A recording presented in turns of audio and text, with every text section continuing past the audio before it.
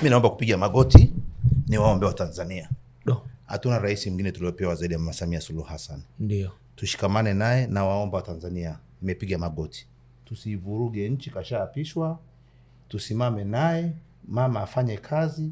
Hatuna mali pa kukimbilia. Mimi na mama yangu, mimi na passport, naweza kaondoka hata leo. Mimi na mama yangu pale naogopa kumkimbia. Na ndugu zangu wanaogopa kuwakimbia. Hebu tutulie, nchi itengenezwe. Tutulie, tupate katiba mpya mnayotaka, lakini tusiandamane tarehe 9, tusiharibu chochote, tunajiharibia wenyewe.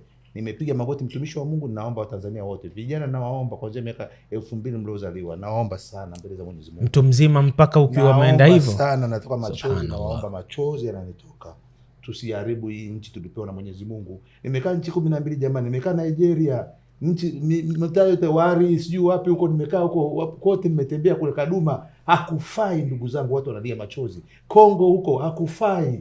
Ethiopia, Sudani hapo wameigawa nchi basi ikae na amani. Nchi imegaiwa, lakini sasa hivi makamu wa rais yuko ndani. Watu wanakufa, watu wanauliwa, watu wanaoza barabarani. Tanzania tujafika huko jamani. Tuache hivyo. Kuna wengine walikuwa ni waizi, wanaiba benki. Mabenki wanaiba benki. Wameumizwa kwa sababu ya uwizi siku ya tarehe 29. Hamna serikali imeua. Samia hajaua mtu. Hajaelekeza mtu kuua. Acheni tusimtafutie dhambi. Tusipate laana. Asanteni wa Tanzania, nashukuru.